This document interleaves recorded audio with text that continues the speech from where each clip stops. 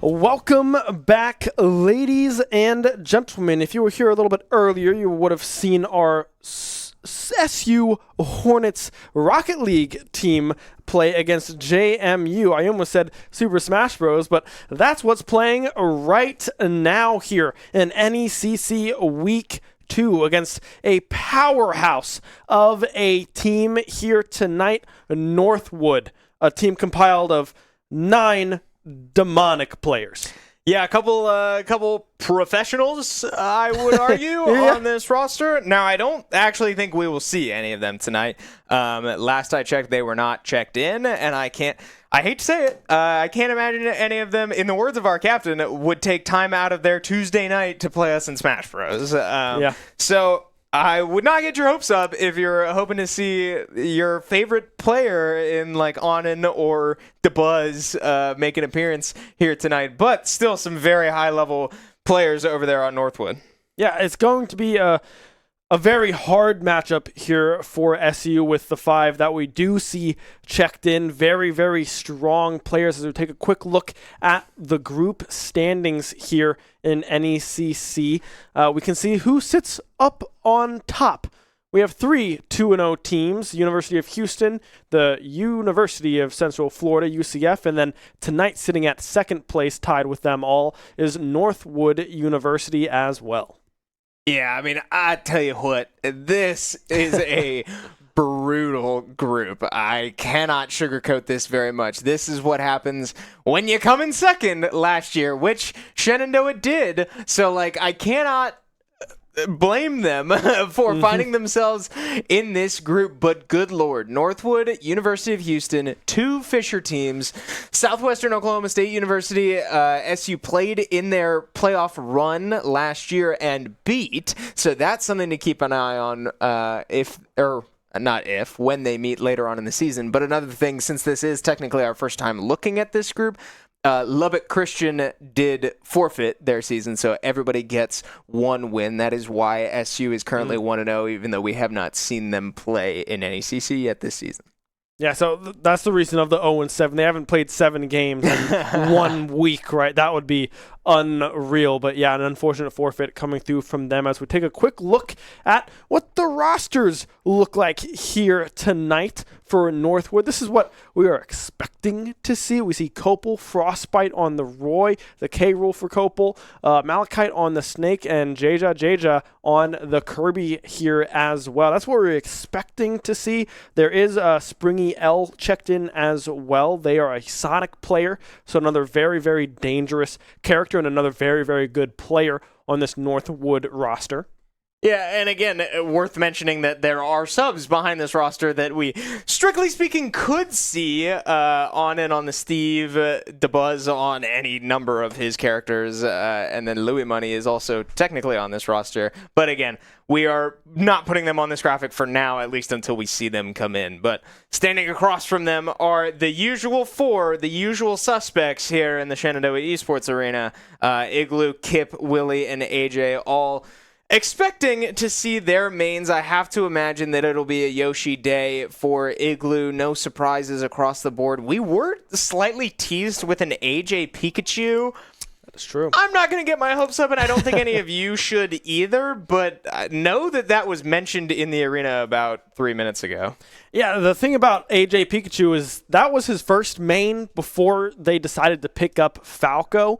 So AJ has a lot of experience with this character and can play it pretty darn well. So it looks like we are hopping into our button check here for the blind kind of pick. It is looking like it's going to be Kip coming in first here for SU and a potential Frostbite start as well on the Roy coming through from Northwood.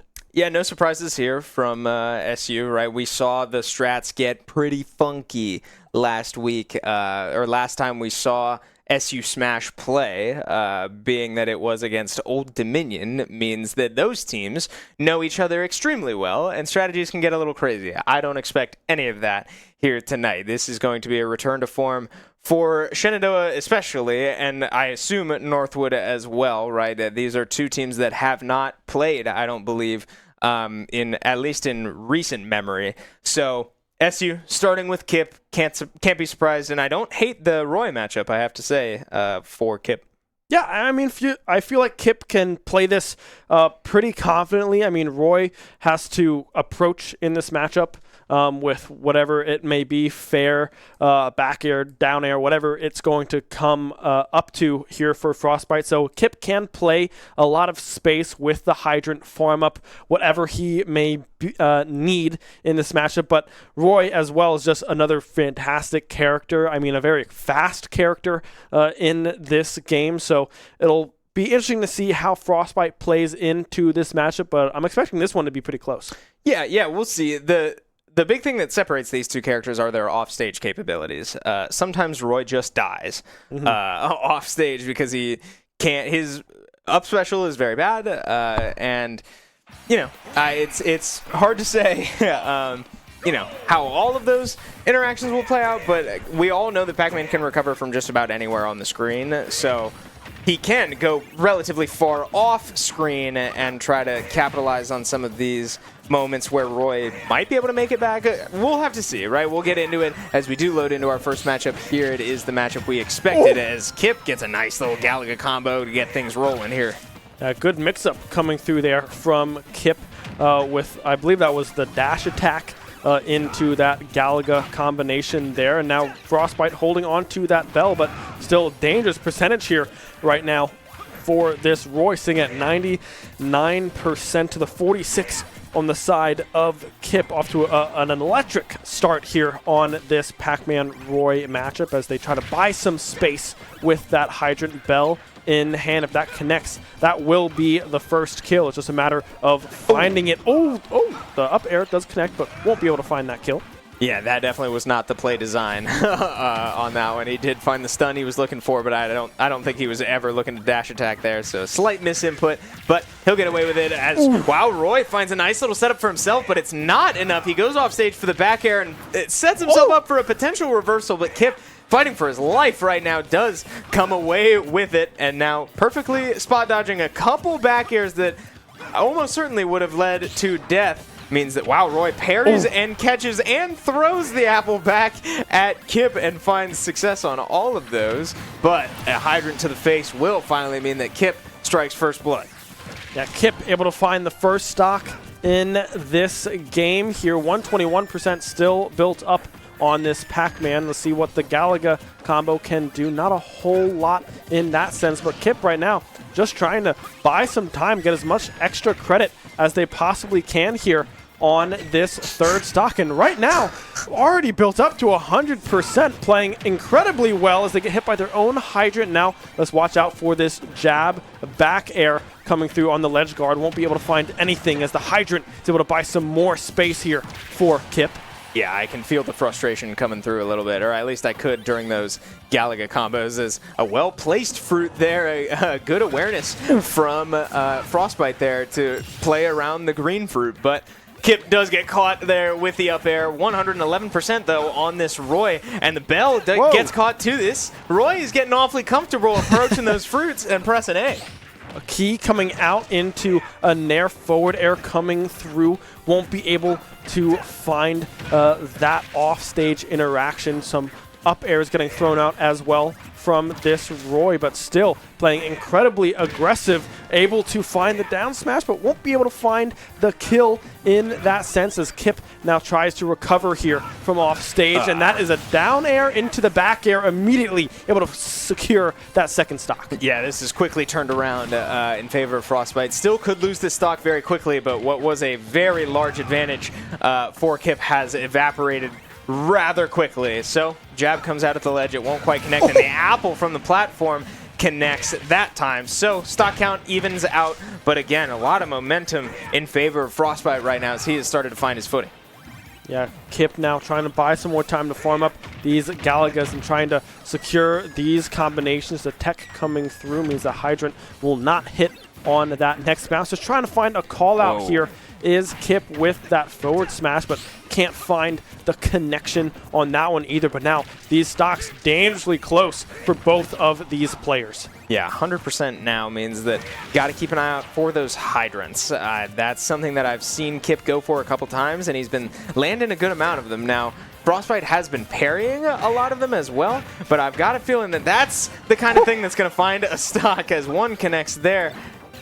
Frostbite forced to air dodge through the first bell, but does get caught by the second one in the forward smash all the way from the far end of the stage. Confirms, and Kip finds his way into the lead to start this thing off. Yeah, Kip able to win out in the 3 stocks, there against Frostbite. The Roy out of the way. And now, if you're SU, you're like, oh, wow, that was a pretty good start to this crew battle here. So we'll have to see what happens. But nevertheless, a very, very close matchup coming through from those 2 players. But now, if you're Northwood, who do you put in now? I mean, you have K-Rool sitting here, Kirby, Sonic, and Snake all checked in as well. So who knows who comes in here up against this Pac-Man? Yeah, I was kind of expecting to see Copla to start for Northwood on the K-Rool, because this is something, shout out to Way Awesome Kevin watching from home right now. This is a King K. Rool player. And what do you usually see King K. Rool players do? Go in and try to haha funny kill you at 60% and move on. Like, it's kind of a gimmicky character, kind of the character that you throw in first, see what you get, and then adapt around that later. So I don't really see what role King K. Rool play, because it's not like you're ever going to get a matchup where you're like, oh, yes, got him. Let's send in King K. Rool. That's not what happens. So take a look at these replays while we continue to think about this. But Northwood's got options, and I have to imagine that King K. Rool wouldn't be it, but I would say that at any point during this series, so I'm just not sure. Yeah, and that's another thing about Pac-Man as well. I mean, King K. Rool is a very big character and can get comboed very, very easily. Specifically with Pac-Man, the Galaga into those forward airs, up airs, whatever it may be, is pretty hard for K. Rool to find a way out of those combinations. So we'll have to see how this goes if they do go with that K. Rool. I don't think it will be K. Rool because, like you said, it just doesn't really have a bunch of great matchups. So we'll have to wait and see what comes through. But it does look like the stage pick is going to be FD here. So I don't know if that gives us any information as to what might be coming through here from Northwood. Yeah. I don't know. I don't think so. Okay, for those of you watching at home, I'm looking down at their roster right now. I wanted to say Sonic, but I don't know that I agree with that because Sonic does sort of enjoy the up and down sort of infinity symbol that he makes with his Powerball movement. But looks like we are loading into our next matchup, and it will be Snake on PS2. Well, they selected FD for just a moment there, but it will be PS2, the map pick coming through from Malachite here on Northwood, as we already see the projectile game off to a hot start. As we know, these snakes are very, very good at throwing grenades in the direction of their opponent and, frankly, camping them out pretty darn well and waiting for those moments to come in with an up air. As Kip going for a little bit of a mix-up there, but can't quite find that kill. Yeah, it does catch a grenade there, so forced to sit in his shield a little bit longer than I'm sure he would have liked, and sort of gives up that advantage that he had. Nikita Missile finds its way home, and this is a bit of an uncomfortable situation, but now Kip gets into that up B, and all of a sudden you're a bit safer, but wow, a little grenade into back air combo almost takes the stock, but now Kip has to find his way back on stage, gets knocked the other direction, so he lives to fight on just a little bit.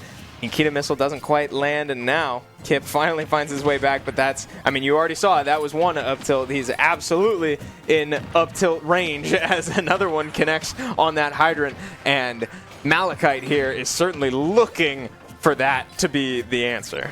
Yeah, Kip trying to get at least one stock here in this situation. 81% built up, but 171 on the side of a little Pac-Man is pretty darn high as the dash attack coming through. Hydrant back in place. Has the apple ready, will be continuing to farm up for the key. Just trying to find the call out, and that will be the grab into the up tilt, and that will seal the deal on that third stock on Kip. A great response coming through from Malachite. Yeah, some good looks there from Kip, especially coming out of very disadvantageous positions, but finding his way back onto the stage and finding his way into some opportunities, but unfortunately coming up short. So, while can't complain about that one, I would love to see Kip try to come away with a bit more of an advantage, but it will be 9-9 again, and that means that SU gets their pick of who they send in next, which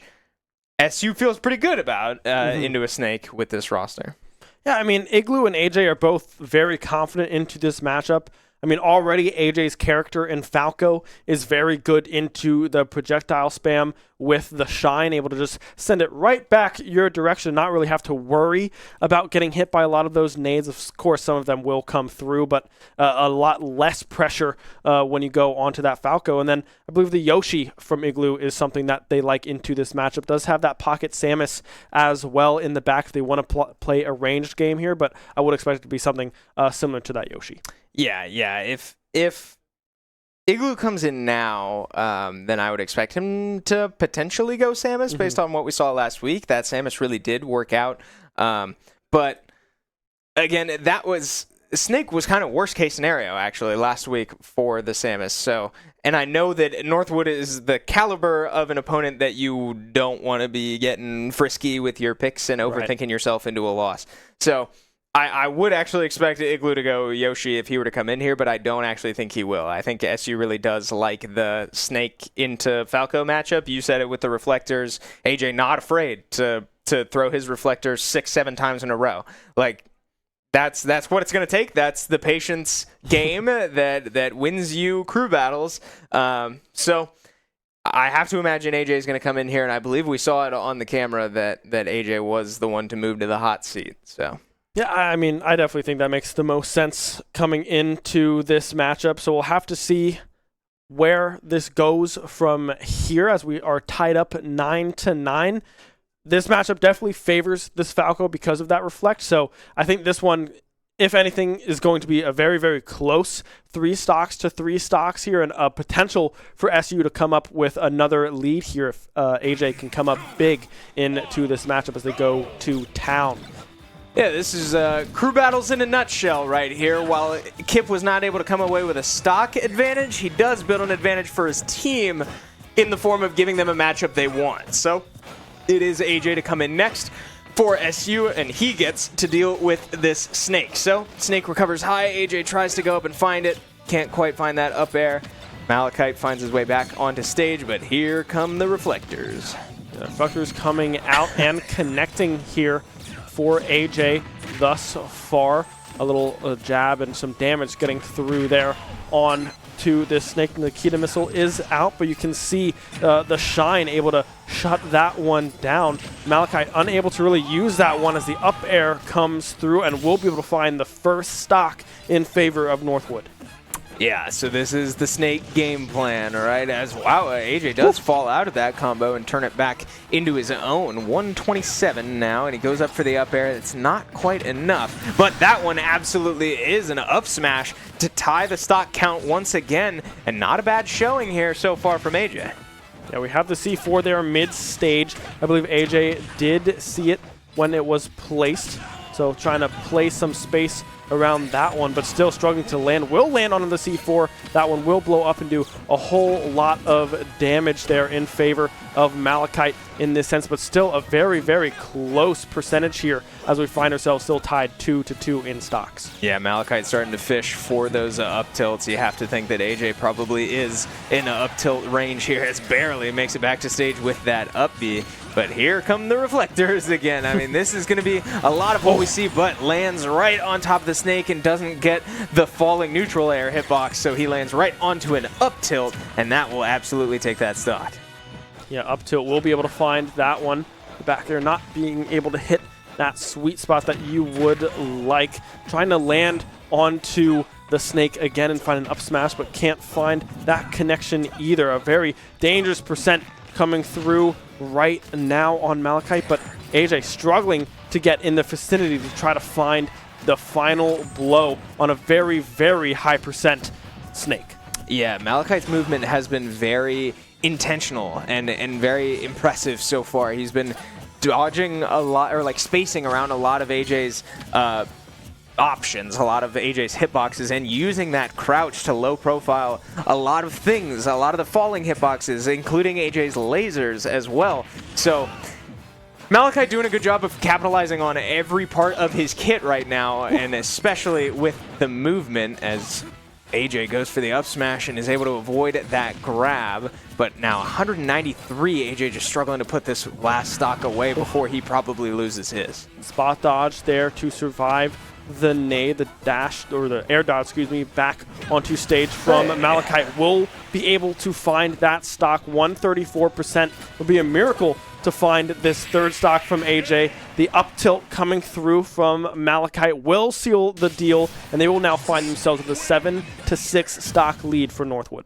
Yeah, that's Snake. I mean, that's not much to say after that one. It's tough that SU got the matchup they wanted and couldn't quite come out on top, but they did still get 2 stocks off of a very strong player. The problem with Northwood is that they are all very strong players. So you take them where you can get them, but now it's going to be somebody else's problem to clean this snake up. Yeah, it does look like it's Igloo sitting down in the chair there. I mean, that's expected to save Willie towards the end, right? I mean, a very, very powerful anchor with very powerful characters in the Terry and the Kazuya. So I expect Igloo here to go in on this Yoshi that they are very confident in. Frankly, into a lot of the matchups that sometimes they can struggle with. So it'll be interesting to see if Igloo can take this stock cleanly and even this one up at 6. Yeah, if there's one thing I know about Igloo, it's that he's going to go up and try to take this stock off the top. If Malachite even tries to recover high once, Igloo's going to go all the way up and try to snipe him with an egg and end this thing quickly, because I've seen Igloo play from behind in scenarios like this where he plays like he's got nothing to lose. And in this type of situation, when you're only down 1 stock, I don't hate that type of mentality. He's probably going to play very aggressive with that Yoshi into Snake and try to catch Malachite sleeping a little bit here, but take a look back at these replays, right? It's a lot of what we expected to see. A lot of recoveries, a lot of Snake sort of playing around the hitboxes and trying to avoid as much damage as possible.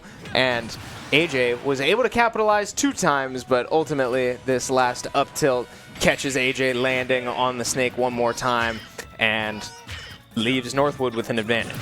So we hop in here to the Yoshi Snake match up. The taunts coming through means both players are geared up and ready to go, as the eggs are just getting spammed right now do it. out of Igloo, trying to get some small percentage built up. The back air going just wide, trying to anticipate that landing coming through from Malachite. Back air will connect that time. The Nair not able to get through that shield. A call out there on that forward smash as well, just unable to find an angle for that one.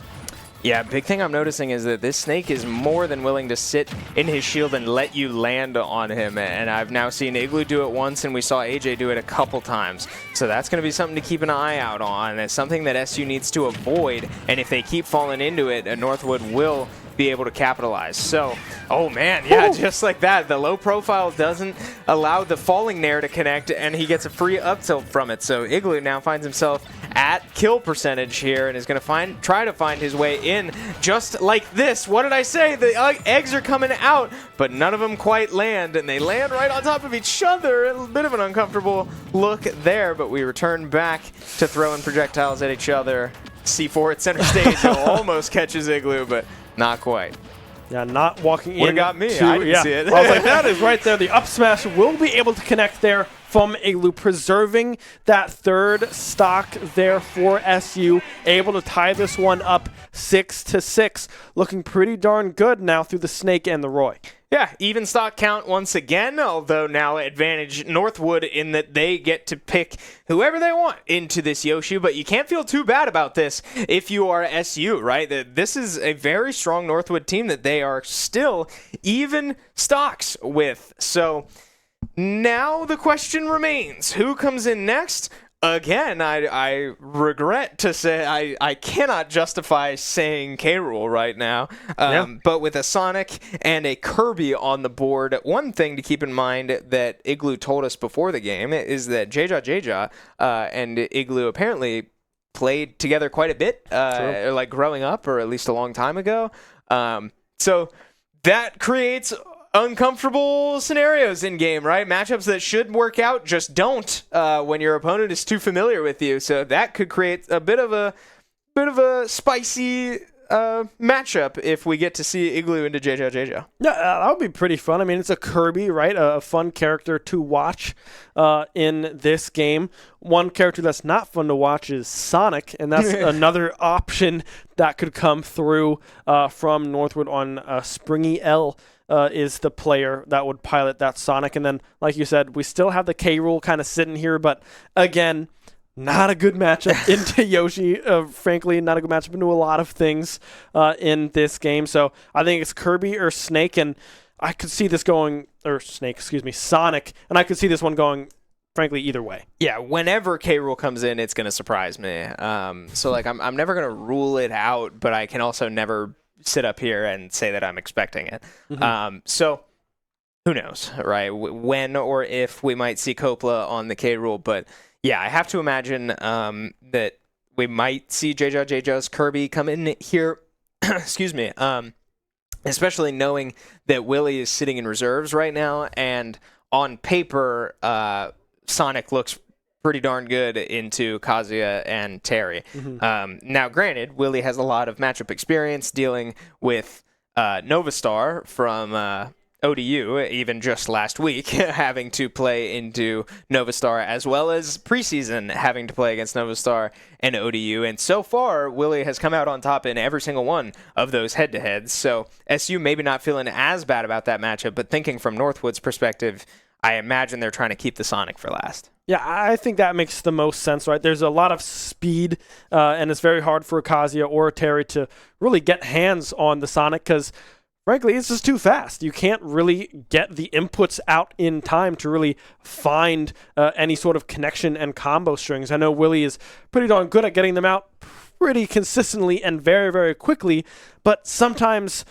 no matter how good you are on a character, it's not enough into just raw speed from a Sonic. So we'll have to see if that is the case. If they do save that Sonic, I agree with you, Chris, that it would make the most sense for them to save that Sonic for later. So the JJ Kirby into Igloo Yoshi might be the answer here. And with the history with these two players, I mean, that would be pretty exciting. Yeah, it would be pretty exciting, especially, knowing what we know, knowing that there is history between these two players. I'm sure it's a pretty cool moment for both of them to even have the opportunity to match up here in the collegiate scene. But also, I mean, I'd be remiss if I didn't mention that there are multiple other subs on this Northwood roster that might just show up. If things are not going well, we might get a DeBuzz jump scare. Boo, Rosalina. I mean, I don't know. Like, strictly speaking, I can't rule that out. But yeah, if I'm Northwood, I think it makes the most sense to go JJ here. But we await that decision, as it looks like Northwood is also switching switches. Haha, no pun intended. Oh, there you go. Using different switches for each of their players. So we're getting a bit of an extra delay here between matches as they leave the lobby and then come back in on a new one.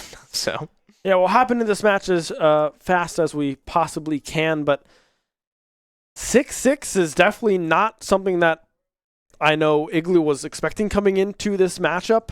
I know they were saying this is a very, very tough matchup, and it's a very massive hill to climb if they want to stay in this one. And so far, both Kip and AJ have looked pretty good, and they've done their job soundly to put SU in a position to come up with a set win here against a very, very powerful Northwood team. So we'll have to see if they can go up 1-0 after these 6 stocks on either side gets played out as we await Northwood to join into the arena and get this one started. And that'll obviously, of course, solidify what player we see coming in as well. But right now, it looks like, Kopel has joined. That is the K rule. I said it would surprise me. So, hey, that might be the answer. I said it would surprise me anytime it happened, and I guess that's now. Yeah, I mean, I guess unless there are multiple people playing on Kopel's Switch, which, could absolutely be true. We'll have to wait and see. But as we load it into the arena, we do actually see that it's King K rules. So, surprise, surprise. I don't know if Kevin is watching from home right now, but here we go. We get a K rule on stream, and it's going into Igloo's Yoshi. Igloo Yoshi into Kopel's K rule here on Northwood. 3 stocks to 3 stocks. We did learn from Kevin that there is a slight glitch in the game. If you SD throwing your crown and I think catch it before you die, you will spawn in with 2 crowns just for fun, and you can really combo off of 2 crowns in a row. But I mean, in a crew battle scenario, I don't think you want to be really SDing a stock for anything, as 2 up airs will connect and will be able to find the first stock there into Igloo Yoshi. Yeah, that's a tough start for Igloo, as he did not get much work done on that first stock before losing it. And you immediately saw King K. Rool go off stage and try to catch Igloo off guard with the blunderbuss and try to steal a stock. That's the type of character that we're looking at. I said it, the haha, kill you at 60%, and we all move on with our lives. But now, up to 104%, Igloo does get a nice read to run away and catches the crown. What's he going to do with it? Parry the cannonball and throw it right into the belly armor of King K. Rool. He does avoid a dash attack, but can't find the punish. So we continue to ping-pong back and forth as he does find a sweet spot forward air, but gets promptly interrupted by the crown's return.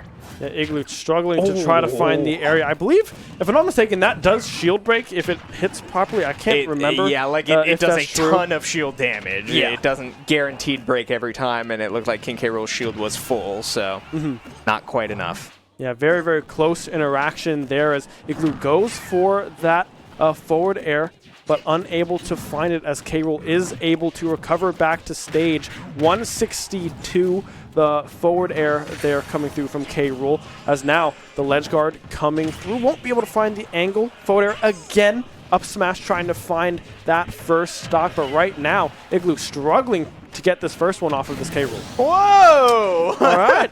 Nice little mix-up there from Igloo to use the down B to land at the ledge. We've seen him do that a couple times, but not usually in an offensive manner, usually just as a recovery mix-up. So good awareness there from Igloo's Yoshi, as now he does get an opportunity to string a combo together and find some good damage. 45%. Avoids a grab and looks for more. The forward air goes just wide, but he gets bailed out by the jab. And the up air just outright beats Yoshi's nair. And another stock off the board for Igloo. Yeah, we'll be able to find that grab. Going for the down smash again, trying to read a landing in mid-stage there, but won't be able to find it. The up air, or up tilt, excuse me, into back air. Goes for that fair. That possibly would have found the kill if you find that sweet spot with 119%. But right now, Igloo holding on to this stock and looking pretty good at closing off this second stock, as well as they go for yet another ledge guard. Yeah, he was trying to read the jump with that forward air, and he did. But King K. Rool smartly drifting back when he did it to avoid that forward air. And as Igloo just walks up and charges in an up smash, catches King K. Rool on the platform, and just like that, we're tied at stock counts again, and Igloo not in a better situation than he was before, but quickly losing it again. These up airs just stringing together perfectly for Kopel, and he walks away with a stock advantage for Northwood. Yeah, 4 stocks to 3 now as we move into our last player in Willie here for the SU Hornets. Igloo doing a great job at getting those 2 stocks out of the way and not losing too much in that exchange. But you have to think, K. Rool into Akasia, that's not necessarily where you want to be. Yeah, a bit of a scary matchup. any heavyweight character into a Kazuya is pretty intimidating. But I'm curious who Willie will pick, if it will be Kazuya or Terry, knowing what's left on the board for Northwood being a Kirby and a Sonic. I know that Willie has come to prefer Terry into Nova Star's Sonic. I don't know if that's a matchup or a player-specific decision or not, but something to keep an eye out, because I think that Kazuya would be a lot more intimidating into a K. Rool. Terry does a lot of the same stuff, and, you know, still has those types of strings, but not nearly as much like heavy specific, right? You're still going to see all the same jab power dunks and the rising tackle confirms and all of that, but Kazuya I do think is a bit more intimidating for any heavyweight to go into. Yeah, it does look like Willie is going to opt towards the Terry pick here. This is something that Willie likes to play a lot of the time just because of the comeback potential and a little bit more coverage that Terry can have into a lot of these matchups. I mean, you mentioned the Nova Star matchup as well with that Sonic. The Terry looked pretty good into that one as well. And Terry has that go meter, right? If you get caught by a Power Geyser or a Buster Wolf, it hurts. It hurts a lot and can kill fairly early depending on where you're hit on the stage with that one. So I think Terry is the right pick here for Willie to go on a run. Yeah, it's another factor too that, like, you know, while it seems somewhat silly, Power Geyser has a huge hitbox, and so does King K. Rool. That's also, you know, that's all of a sudden a bit harder to avoid. So we'll see if it gets to that point. I'm sure Willie is hoping to take the stock before he even needs to use a Power Geyser. But I have to say that SU right now only down one stock has to be a better situation than they probably expected to be in this matchup. Again, who knows if SU takes this set one and then all of a sudden Northwood calls up the big bad guys sitting on the bench right now. Who knows, right? There's a lot that can happen, but I have to say that I'm impressed with how SU has hung in there so far in this series. Yeah, I mean, they've been doing a fantastic job thus far as a little bit of a hop on, what is that called? Oh my goodness. Footstool. Footstool, that's what it's called. They're on that second SD as a grab comes through. And now Willie starting to put down some damage here onto this K. Rool grab. Yet again, just going for that spike, unable to find it, just trying to find these offstage interactions. But right now, doing a very, very good job at making sure this K. Rool does not have a lot of time to react and not a lot of space to breathe. Whoa, yeah, Willie's playing very clinical right now, but extremely aggressive. He is never leaving King K. Rool's comfort zone, but just like that, Willie does air dodge up and can't make it back to the ledge. That's a disastrous stock loss for Willie, as he was in the driver's seat for that whole game, but he will walk away with the jab power dunk and find his way to Northwood's last player. Yeah, very, very unfortunate SD coming through from Willie there on the Terry, but yeah, last player now coming through for Northwood. It's going to be 3 stocks to 2. Would have liked to see that 3 stocks to 3 stocks in this last player matchup, but hey, sometimes you can't get everything the way you want it, but still some potential for SU to come out here with a set 1 win. Yeah, would love to have that one back if you're Willie and keep this an even 3-3, but you said it, yeah, beggars can't be choosers, and as Kevin would always say, I know he's watching from home right now, that you can't complain about trading 1 for 1. So, circumstances aside, Willie does find himself with an opportunity to take out the last player, right? And that's all you can ask for, is to give Willie a shot. And he has earned the right to at least compete. It will only be with 2 stocks, and it will be with Terry. The million-dollar question is, who's he going to be? Yeah, I mean, that is the big one, right? We have not seen Kirby and we have not seen Sonic thus far in this set. So we'll have to see if it is going to be the Sonic. I feel like that is the one that makes the most sense just into these kind of Shoto-style characters. It's just very hard to get any damage onto a Sonic. And it's pretty easy for Sonic to combo up into those characters as well, because they are a little bit larger hitboxes when it comes to the grand scheme of things. So I'd like to see the Sonic on the side of Northwood, but who knows? It might be something funky coming through with the Kirby. Who knows? Yeah, and again, if it is Sonic, I think that's semi-good news for SU in the sense that, yeah, he does have the power wave to get through the power ball. But yeah, we see the replay there and a very, very unfortunate SD from Willie. I mean, we'll see if that ends up being a game changer here in this last series, but that's definitely something to remember now that Willie has to go into this with a stock down. Yeah, and we'll have to see how SU performs into this final stock. I mean, if Willie runs away with 2 stocks and loses that last stock, you got to think, man, that other stock really, really hurt in that sense. But if it's a wallop in Northwood's direction, then you won't feel too bad, I guess, about that SD. Because, I mean, sometimes things just don't go your way, right? So we'll have to see how Willie performs here in this anchoring position, knowing that they're down that 1 stock. And then Northwood, of course, knowing that the Terry is the one in play, right? They don't have to worry about a Kazuya or a Terry potential. You know it's the Terry coming into it. You know that Willie knows a lot about this Sonic matchup and is favorable in that one as well. So we'll have to see how Willie performs here, but it's going to be a close one. Yeah, we wait to see the name of the Switch has joined the lobby, but it is not a direct correlation to any of Northwood's player names, so we'll see. But as they load in to the arena, it will be Sonic. So no surprises here from Northwood. I think that is the correct decision, and we'll just see if it's the correct decision in the form of results. Yeah, I mean, Sonic, of course, makes the absolute most sense here in this 3-2 stock scenario, as Willie already going up on the aggression up throw, scissor kicks coming through already from the Sonic. Willie unable to get a grasp on the Sonic thus far, not really using that power ball that much, so kind of approaching with grabs as, well, just as I say that, the power balls start to be thrown out left and right, trying to combo into this scissor kick up air that is super, super strong from the Sonic.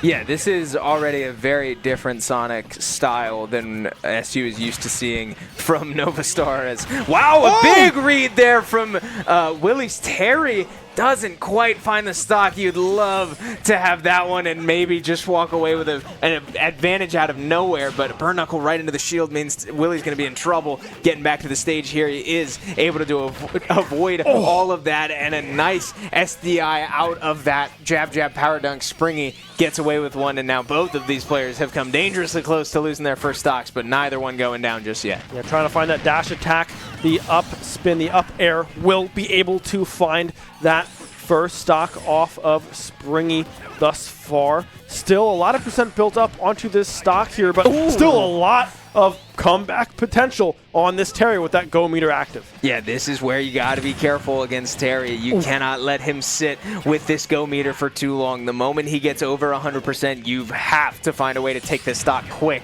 and Sonic has not been able to. He finally will confirm the power ball into a forward air and walk away with the stock. Terry, getting real aggressive with the rising tackle there, does eat a lot of damage for it. But again, now, with how this is gone, I hate to say it, but I cannot help but think of that last stock that Willie lost in this last matchup. This has been very close so far and still very winnable for Willie, but boy, would you love to have that stock buffer right now. Yeah, I mean, I know I would, right? I mean, Willie is playing out of his mind right now up into this Sonic 130% built up. The forward air coming through as well. The flip kick able to connect. The ledge guard coming through from the Sonic was very, very strong. And now 100% go meter online. Sonic and Terry, both Willie and Springy, down to their final stock. Yeah, I mean, this is all you can ask for, right? Willie has absolutely given himself an opportunity to come away with a win here. One more stock standing between him and a potential SU Set 1 victory, but Springy L here looking to do anything but, as Willie's starting to play real dangerous and get aggressive, try to maybe steal this stock with a random spike, a random comeback mechanic like a power geyser like that. But, I mean, that might just be what it takes at this point. 130% on this Terry is awfully scary, and Springy knows it. He's playing very carefully, and he does catch the jump, so Willie's out of recovery options. He does have to recover with that rising tackle. Oh, no! And just barely doesn't survive. So, Northwood comes out on top by 1 stock in the final tally, but boy, was that close. Yeah, I mean, you got to look back to that K-Rool stock, right? I mean, you could have had an even 3-3, and you got to think with the way that Sonic matchup went for Willie, you would have won that one if you have one more stock in the tank there. Very, very close first set, but that's only one, right? Northwood still has to close out a second set here to come up with a series victory. And the way SU looks so far, it's going to be a very hard matchup coming in for this second set for Northwood. Yeah, both of these teams are making the other team work for it. I mean, this has been very impressive through one set. SU was looked very evenly matched, just outright, looking very strong on all facets. All 4 players looking very strong in their independent matchups, right? Nobody really forced to step up and try to carry some extra weight from anybody else's misplays. I mean, everybody has done their job so far in this series. Northwood just comes out with a bit of a break there late in that set, and now SU find themselves in a hole down 1 in this series. Yeah, so we look back into some of these replays. That was the K-Rool, or this is the K-Rool matchup that we saw. That SD was the first stock that we saw in that sense as we hop into this Sonic matchup. I mean, it looked really, really clean coming through from Willie. They were getting aggressive, not afraid to go off stage and find an avenue to find and steal a stock, right? But just unable to find the finishing blow. I mean, the jump there, very, very close to surviving on that launch, but just barely too much. Yeah, just barely too much. So, got to be able to shake that off as SU gets ready to load into a revenge match, a revenge set here after coming very, very close. I mean, I cannot stress that enough. This team, while I think they came into today knowing it would be very difficult, I don't want to say, didn't think they could win. That's not at all what I mean. But, like, all of a sudden, you've got way more hope than you might have about 30 minutes ago. Yeah, it's definitely a very, very close series, a lot closer than a lot of people expected into how stacked this Northwood roster is. But I mean, you got to look at things that were just kind of down to the wire, right? I mean, the Igloo into the K-Rool matchup was very, very close. Maybe if you pick up an extra stock there, it's a different ball game, right? So it's definitely going to come down to very specific interactions. I mean, AJ played very well into the Snake, but wasn't able to close that one out. Kip was unbelievable into that Roy. Everyone was doing their part. They were just a hair short in some of the interactions. Yeah, so it does look like we are getting ready to load into our second set here. And again, with Northwood using different switches per player, we do get a reveal that Northwood is starting with the Snake. Wait, so that was a mix-up. Maybe they are in our heads. Okay, wait, let me walk you through what just happened. So the switch that player 1 used for last set was the Roy? Yeah, Frostbite Roy was the first one to come in. Yeah. So Frostbite's switch joined the lobby, but entered the arena and showed Snake, and then promptly left the lobby. So bit of mind games, and I guess smart from Northwood to know that you are at a bit of a disadvantage by using different switches, playing the mental game, but now we get to wait for the real switch to join the lobby. Yeah, we will have to wait and see what comes through here. I feel like the Roy start with Frostbite makes sense. Again, I could see a switch up into that Snake just to try to get Kip out of the way early. We know this player is very capable of going on dangerous runs when they get hot on this character, and that Pac-Man is a frustrating character to play into anyways, right? Very campy, very farmy with what they try to look for with their bell rotations, Galaga's, keys, the ledge guards with apples, whatever it may be. So it's going to be a tough matchup regardless of what you put in, but it's going to be up to Kip to come up on top.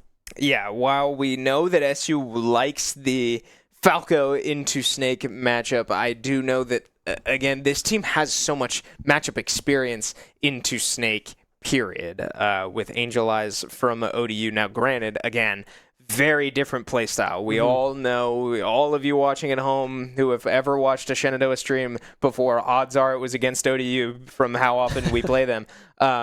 And we all know that all 4 of those ODU players play around preserving their stocks as much as possible. From what we saw from this Snake player specifically, that's not the style. That's not the game plan coming in. It's a much more traditional smash game plan from this Snake. So not sure how Kip will be able, or if Kip will be ready for that, right? That's something that I'm sure he has a bit less experience into, but it might not matter because the difference between those 2 Snake styles is not as different as some other characters. Yeah, no, I definitely agree with that. So with that being said, we are still waiting for the Switch to join into the arena. We'll have to wait and see if it is going to be Frostbite Switch joining yet again and leaving, or joining and staying this time. So we'll have to see who comes through. But I mean, I could see a potential start of K-Rule here. I mean, it looked good later on as well into Igloo. So I don't know if they want to kind of throw that one out of the window and try to test some other Yoshi matchups here, because the K-Rule looked pretty good, right? Was able to get 2 stocks, or I guess 3 stocks out of the way into Igloo there. The up airs connecting in strings of 2 and killing up off the top. So we'll have to see if they can keep that going and want to save that into the Igloo matchup. But I mean, right now, it's just kind of the waiting game to see what Northwood wants to do. Yeah, my read on that interaction was that was the reveal. Like, I do think we are going to see Snake first. It's just a matter of getting that player in here. And I don't know what the delay is. We'll let you know as soon as we know. But I also imagine we won't know because I imagine this player is just making their way to the lobby. I don't know, maybe queued up for some Elite Smash. And is stuck in a banger. Who's to say? But we await. And so, unfortunately, so do all of you. But hopefully we'll get into match here soon when this player finds their way to our lobby. Yeah, another thing I want to look at on the SU roster is we do have a sub in Eyes who has potential to maybe play with a mix-up. I mean, a Roy Palutena player, pretty strong. But when you look at the roster of SU that we always usually start with Kip, Igloo, AJ, and Willie, I don't know if there's a place for Eyes to slide in a match that is seemingly very, very close.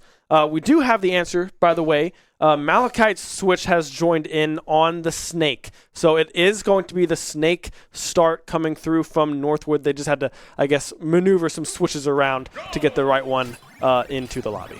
Yep, so we find our way into game finally. So we get to start set 2 here, SU, with a lot of momentum. Granted, not enough to find a victory in set 1, but still looking very hot in a matchup that they might not have expected to. But we load in and we get to see the Snake game plan develop. Lots of grenades, a couple Nikita missiles, a couple dash attacks, couple up tilts. I mean, this is the playbook, and Malachite is no exception so far. He's getting tossed out here, trying to play a little bit of that ranged game. Is Kip right now, but Malachite playing very, very strong. The mortar ledge guard, the one option coming through, the C4 mid-stage blowing up, unable to catch the tail end of Kip there in that exchange. The grab up throw into one up air will be able to connect Galaga in hand, but Malachite doing a great job at avoiding that combo starter. Yeah, C4 now on the top left platform. Keep an eye out for that if Kip ever finds himself there, but it does go away, and so does Kip's first stock. One up tilt lands, and that is enough to kill a Pac-Man at 100%. That up tilt coming out so fast, but securing stocks so easily. That is part of what makes Snake such a good character in this game. Yeah, Kip trying to go for that forward smash as well, expecting a little bit of a faster recovery, but unable to connect on that one, as a lot of percent already built up yet again onto Kip's second stock. The C4, okay, yeah. Hey, sure, why not? We will take stock where we can get it. Now let's see how much Kip can do without losing this second stock, as they are already at quite the disadvantage here in this first set. Yeah, a bit of dancing around hitboxes there, as Snake has very much avoided a good amount of damage, but finally Kip finds his way in, but only finds a couple forward airs to make it 2 more to bring it to 25%. So not racking up a ton of damage as Snake continues to just throw these hitboxes out. That was a bit uncomfortable, but Kip finds his way back to the ledge. Up tilt comes out to try to buffer a landing potentially, but Kip doesn't fall for it, throws the hydrant down instead, and here come the grenades. Kip can't even charge his fruits because these grenades are raining down, and once again avoiding the hitboxes, as that's an important interaction to keep an eye out. Snake got a grab off, went for the chokehold, and Kip got up with a get-up attack, that's what it's called. So now you have to think that Malachite will be expecting that next time that interaction plays out. Yeah, bell in hand here. The C4 right under that platform. Kip does see it and will not get hit by it. The bell will connect, but in an awkward position was Kip, unable to follow up with any sort of smash attack to try to seal that deal. The key coming out yet again, but Malachite able to shield that one in time. A side B coming through as well. The apple connecting. Another apple will come through. The apple still in hand will be dropped, but unable to find the avenue. The sleep into up tilt will be able to find that second stock off of Kip, but did a great job at getting this Snake up to 130. Yeah, another up tilt finds its way home and secures a stock. So C4 on the top left platform again. Keep an eye out for it. Hydrant connects 150%. Key in hand for Kip. So you know he's going to try to just surprise you with one. If he jumps here, you might expect it. There it goes. But Malachite opts to recover high. Apple goes low, so they do not connect. 163. The Hydrant's starting to push those grenades back, and I think Malachite started to catch on and stand up on the platform instead. Apple goes wide. Excuse me, and Kip just trying to put the stock away. The Snake now up to 185%. Kip struggling to find the finishing blow here on this second stock. Still has not built up a whole lot of percent on their last stock, only up to about 56% now. As I say that, 70. Oh, the Hydrant connecting as well, and here come the grenades yet again. One up on that platform, the Hydrant coming up, trying to fish for this up tilt now is Malachite, trying to go for that grab that would have possibly secured that stock, but unable to find it. Kip still fishing, trying to find an angle for this second stock. 185% key in hand will be thrown out, but shielded by Malachite. Yeah, I'm just not sure what it's going to be for Kip. Turns out it won't be anything. The Nikita missile goes straight at him, and Kip gets caught charging his fruits, so Malachite walks out with 2 stocks remaining and a bit of a rough start compared to how SU got out in set 1. Yeah, and now if you look at this matchup, right, you have 11 stocks to 9 in favor of Northwood. I would have to assume that AJ is going to be the one to come in here to try to answer into this Snake. So it makes the most sense just because of how Falco works with the Shine. It does look like AJ is the one sitting down in the chair, so expect that matchup to be the one to come through, saving Igloo for possibly this Roy coming up. Yeah, I'm not expecting the order from Shenandoah to change at all. I think the roadmap has been laid out. It looks like Northwood is probably just going to switch their first 2 characters from Roy into Snake into Snake into Roy. If I had to bet, I mean, obviously we'll have to wait and see, but last time these 2 players met, AJ was able to take 2 stocks, and now this time that's all he'll have to do. I say that's all he'll have to do. That's what it's going to take for AJ to get out of this matchup alive. 2 stocks remaining for Malachite. Tough break from Kip does put SU in a bit of a hole, and now AJ is going to have to be the one to make up for it. Yeah, AJ is going to frankly have to find these 2 stocks fairly cleanly to try to keep SU into this matchup. I mean, we haven't seen Willie into anyone else other than that Sonic, and Willie seemed to be fairly in control of that matchup, but having to go through multiple players is always a tall order for any player, regardless of who you are, unless you're MPG. That was a ridiculous that was crazy. Run from that Mega Man. I can't remember the team that they were on now that I think about it. Delaware, yeah. Some people can do it and bring it down to one stock, but it's hard regardless, as we look like we are poised to hop into this Falco Snake matchup with Northwood up 11 stocks to 9. Yeah, good news about SU having their player knocked out means we're going to get into the next set pretty fast. So SU able to get their player in quick. AJ, next man up for SU. But again, expect to see a lot of what you saw last time, because it did work out pretty nicely for Malachite. A lot of low profiles, a lot more hands-in-your-face type gameplay, more up tilt, a well-placed C4 there catches the side B, and now Malachite getting very comfortable approaching this Falco and trading blows, except hardly trading because he hasn't taken much damage. Yeah, AJ struggling to get a combo starter going. The spot dodge into up tilt will be able to find the first stock, the down air as well. Had the C4 in place, but won't be able to find that transition into that C4. But still, you can see Malachite playing unbelievably well. Spot dodge again into the down tilt. AJ now finally able to get an up tilt of their own, but can't transition that into much more. Malachite playing so aggressive right now on this Snake. Not something that SC frankly is used to. The C4 finds another one.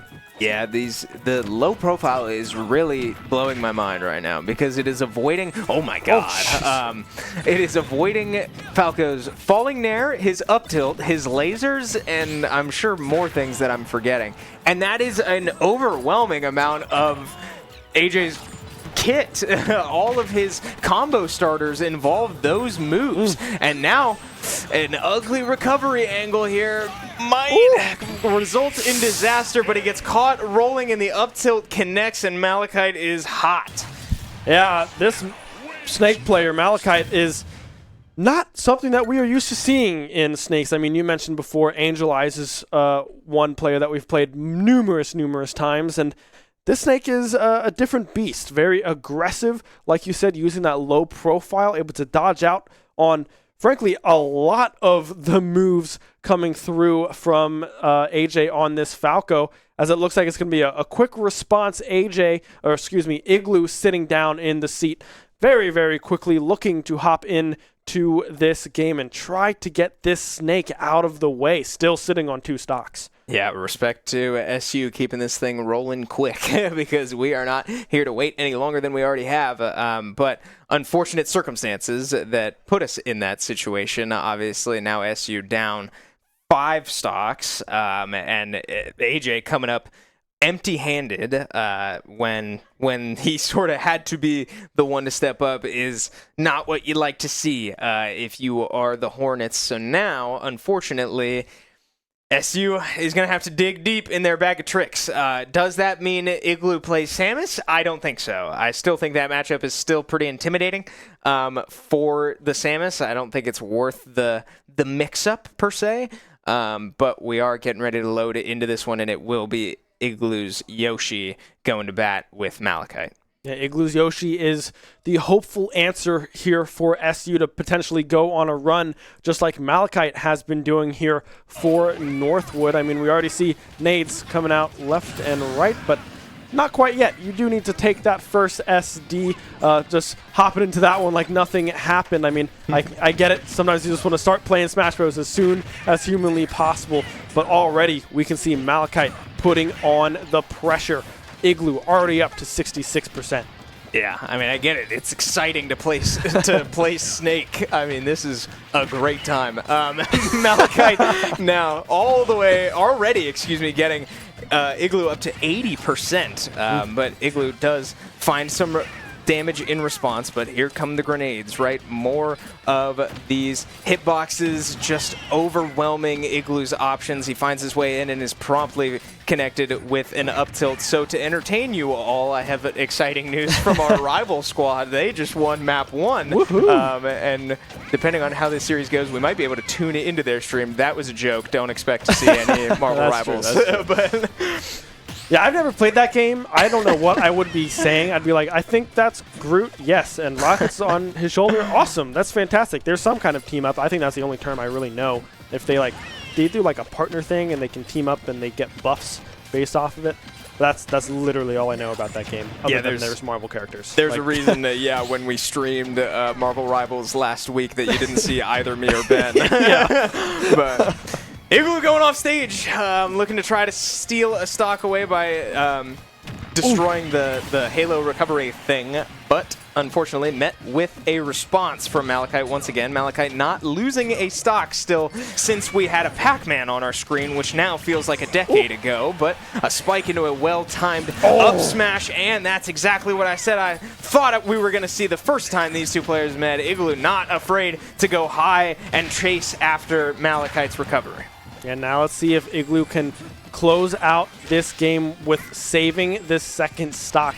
It's going to be difficult the way Malachite has been playing, going for the down air, trying to get that percentage built up, but struggling to find anything off of that 112% built up now onto Igloo. The mortar ledge guard will be the response here from Malachite, but won't be able to find anything off of that footstool. And was that C4 question mark, or was that just a grenade able to connect there? Yeah, able to find that second stock. Now Igloo in a dire situation. Yeah, that was a new one for me. The footstool caught Igloo, or forced Igloo to stay stunned underneath the platform, and it gave Snake, surprisingly, enough time to place the C4 and detonate it before Igloo got out of his own hit stun. So, 116% now on Snake. Igloo just looking to put this away and move toward Northwood's second player, whoever that might be. But this has been a massive change of pace, or a massive story of two halves here, two sets, if you will, for Northwood, right? They, I guess, had an ugly first set, and SU absolutely meeting them in the moment, but struggling to do so this time around as Igloo goes high once again and syncs up perfectly with Snake's recovery, so he does put an up air right on him, and Igloo finally advances the Northwood players into their next man up. Yeah, Malachite finally out of the way. Now, when we look at the rest of Northwood's roster, right, who do we expect to come in as that second player? Frankly, I think it might be this Roy, the one to come through in this scenario, saving a K-Rool towards the end, potentially. But yeah, we'll have to wait and see where we land. But right now, Northwood in complete control of the second set. Yeah, now they have found themselves in a situation where they can switch up their order a bit more than I originally led on to earlier. That King K-Rool did look pretty good into Igloo's Yoshi. So now maybe, given the information you have, you stick to what you know what worked, and what worked was this King K-Rool, something that I never would have expected coming into today, but here we are. So Coppola certainly on the table, but also the Roy that we saw start last set, the Sonic that we saw come in to close the set, who also played into one stock of Igloo, or more than, no, did not play into Igloo. I don't believe so. Yeah, I take that back. Only saw Willie's Terry, but still, if I'm Northwood, I have to imagine I'm sticking to what we've seen, and what we've seen is that King K-Rool. So here I am going back on what I said earlier, that I could never really recommend King K-Rool. Well, here we are. Yeah, it might not be a bad idea, frankly. I mean, it looked really good into Igloo there in set number 1.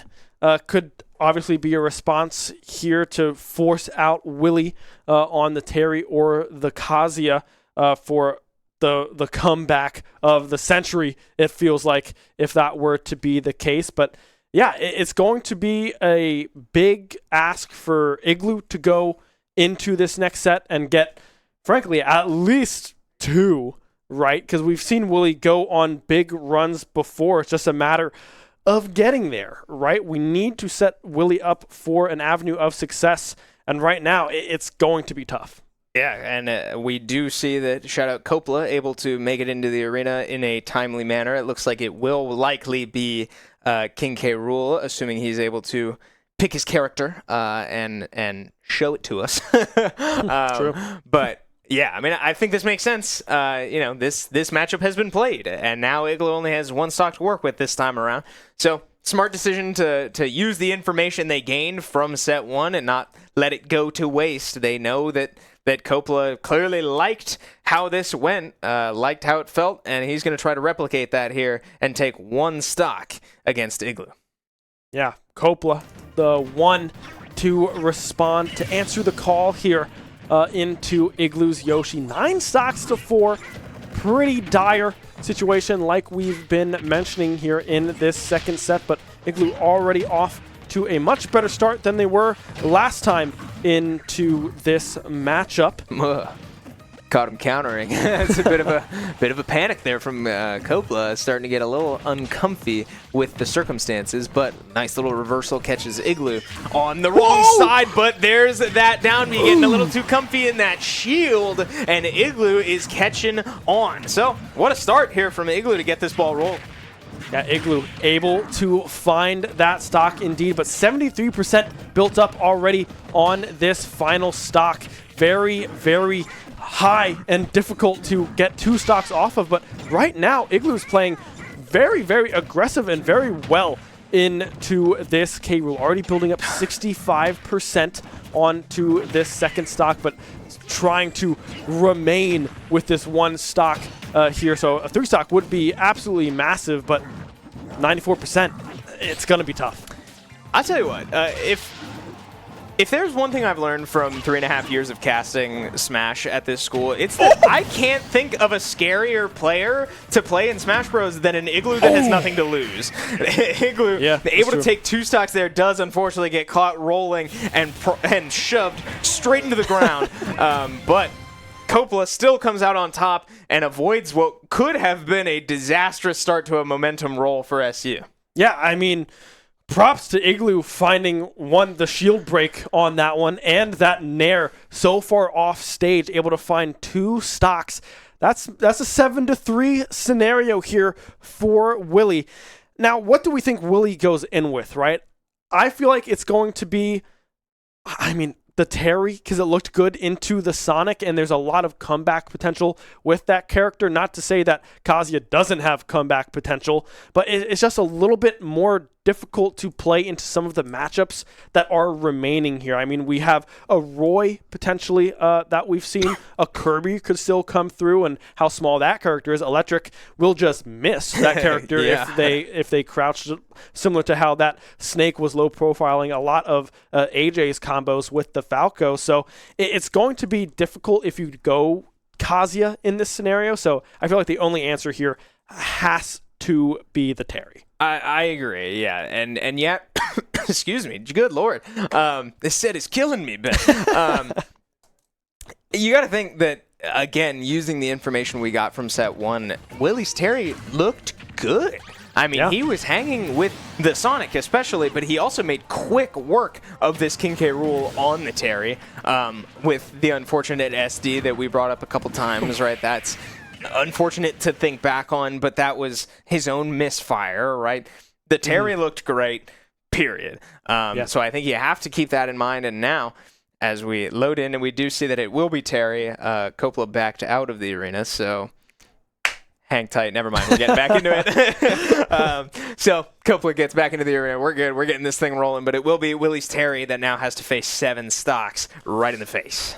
Yeah, it's going to be hard, Chris. I mean, that is never where you want to be in a crew battle, but with 1 stock remaining on this K. Rool and a Terry, the one in the driver's seat for Willie, he can find the stock quickly. I mean, it's a big-bodied character into a Shoto that does very, very well, and it's very hard to get out of their combos, right? Already going for the spike is Willie there, the grab, trying to find the angle, the parry coming through yet again. Already 67% built up onto this K. Rool thus far, playing unbelievably right now as Willie.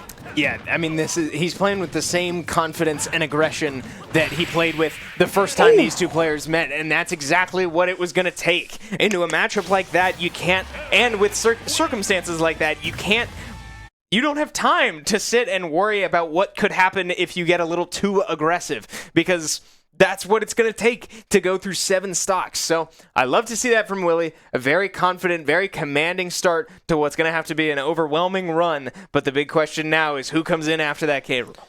Yeah, I mean, the K-Rool trying to recover gets hit by that spike, and that will seal the deal on that one with that high of a percentage.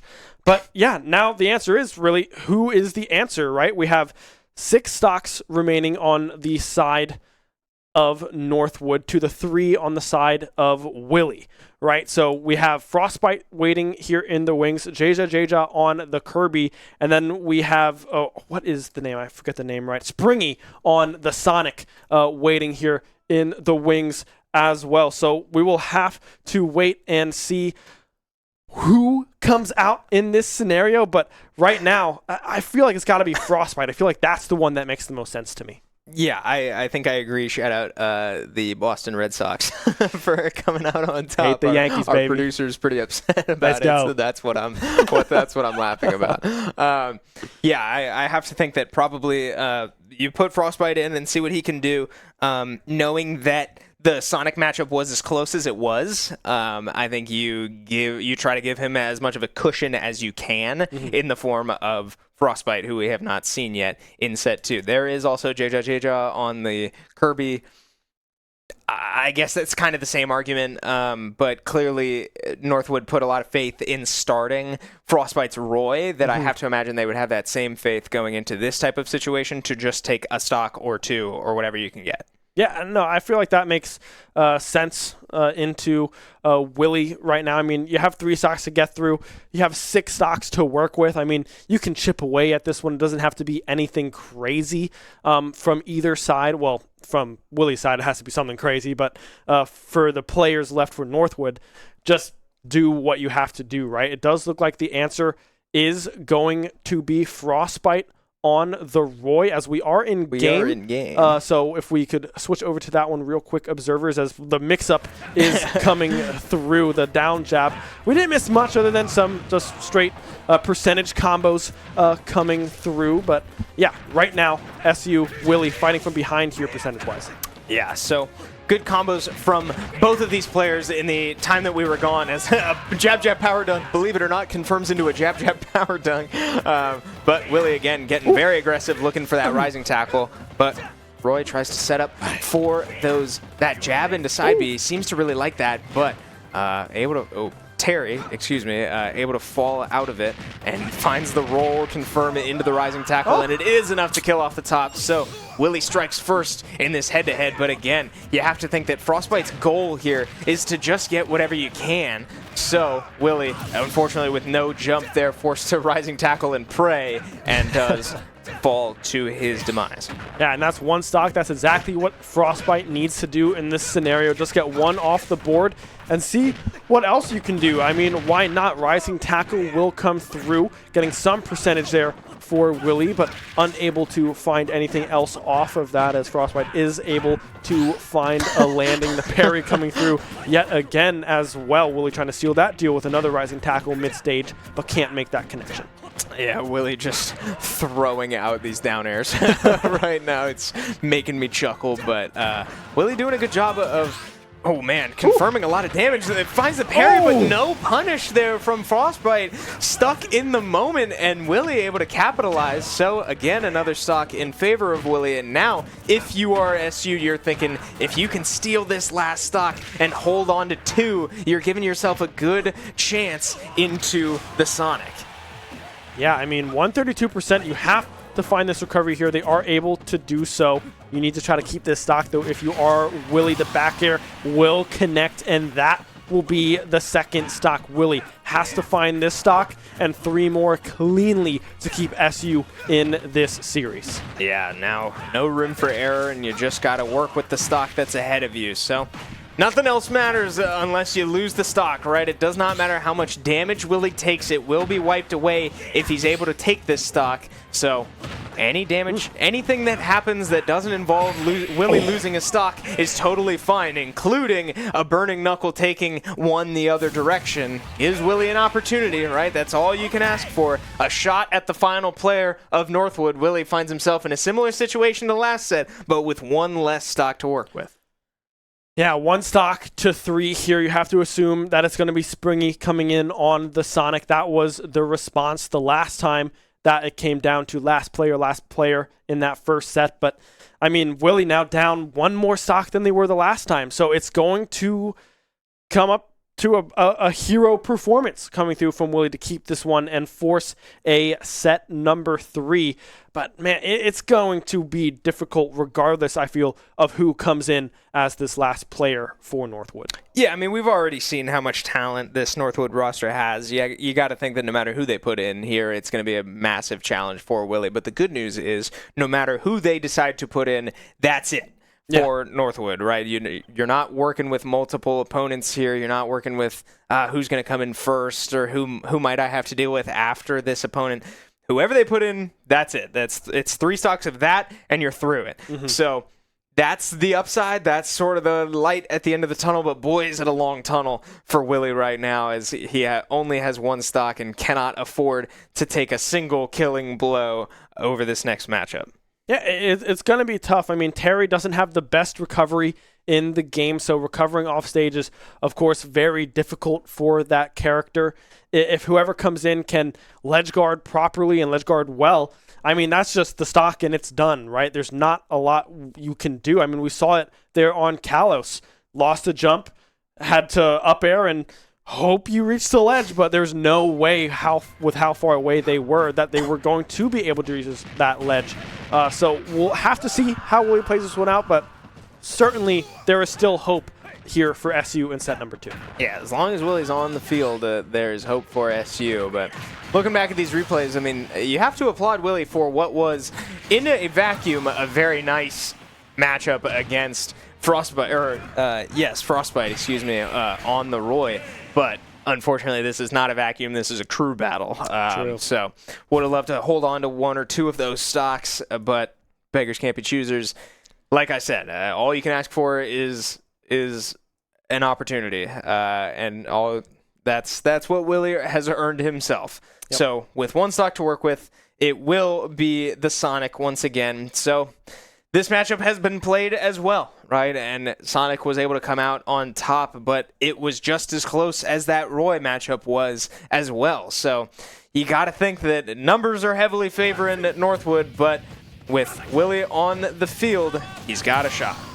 Yeah, we do go to FD here with fairly small blast zones that could help and be in favor of the Terry in this matchup, but frankly could help the Sonic too, right? If you get them off stage and you find a good ledge guard, I mean, that's it, right? So it'll be a very close matchup here. This 3 stocks to 1 right now. Willie doing a great job at dodging out on these power balls coming through. A little down tilt into a grab, up air into rising tackle. I mean, you can see how close they're up in the upper left, how close you were to the blast zone in that instance. So frankly, that could kill at around 80 to 90. Oh, a good read there from Willie. It's not quite enough to find the stock, but yes, you're absolutely right. There's a couple things I like about this stage for SU. It being that, yes, the blast zones are very small, and it gives Sonic no platforms to camp on, because platforms would be a bad thing for Terry. So it's going to keep these two on an even playing field and mean that Willie always has an opportunity to, shoot a power wave at a charging Sonic, or at least get away or not give Sonic escape options if he misses the power ball in the form of platforms. So as we move on again, Willie with that first stock taken, but starting to eat some chip damage, now is in go meter range. So again, working with only 1 stock, this is where you'd like to be, but uncomfortably close to losing the stock with 1 thing going wrong. Oh, unable to land the Buster Wolf, the side air, the forward air, excuse me, coming through, unable to connect the roll into forward smash. Will be able to find that final stock. Northwood able to hold on for the potential comeback of SU and win this series 2-0. Yeah, props to Northwood. That's a very talented team, and they showcased exactly why they are as good as they are. But also major props to SU, right? Swinging above their weight class a little bit in this one and looking pretty darn good. Taking Northwood all the way down to their last player both times is nothing to scoff at. Yeah, it was a very, very close series between these two teams. Everyone on SU played very, very well into the matchups that they were assigned to and were hoping to perform it. I know set 2 kind of slipped away fairly quickly. I mean, big props to Malachite playing very, very well on that snake, taking 5 stocks, giving them a very powerful lead in this set number 2. And yeah, all around good play from both sides. Yeah, very strong play indeed. So Northwood now moving to 2-0, I believe. I think 3-0. Oh, 3-0, excuse yes. me. I think. But yeah, I know that they at least got a better feel for what they can expect from the rest of this group today than they did in their last matchup, as Northwood, I believe, overcame Southwest Oklahoma State in their first matchup. So SU beating SWOSU last year. We know that that was a factor in their playoff run. But what I'm getting at is that SU looked a lot better today and really gave Northwood a run for their money, which is something that they haven't yet seen in this bracket. So props to SU for sure for hanging in there today. Yeah, I believe I heard our producer say that our Academy Smash is up 1-0, approaching their second set as well. So they're performing very, very well right now on the setups right next to the varsity squad. So they're able to kind of watch over the shoulder, watch some varsity players play, and then also now be able to have the varsity players kind of watch them do their thing as they move into the second set. So they look to be playing very, very well. They have a Kazuya on that team as well.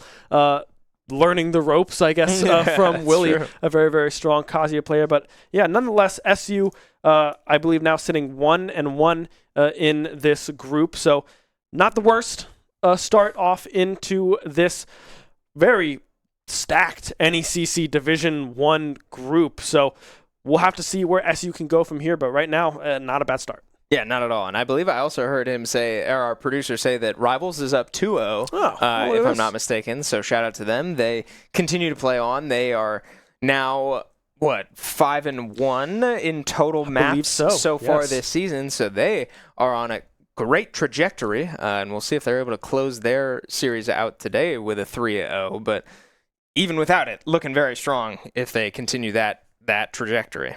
Yeah, no, all our teams playing tonight, playing very, very well thus far, looking to end the night at least with a 2-1 record if Academy Smash can pull through, and if, of course, Marvel Rivals comes up with possibly a clean sweep here as they approach map number 3. But thank you so much for everyone joining us here. Drop a like, drop a follow wherever you guys are watching. Love the Red Sox, hate the Yankees, and we will see you next time.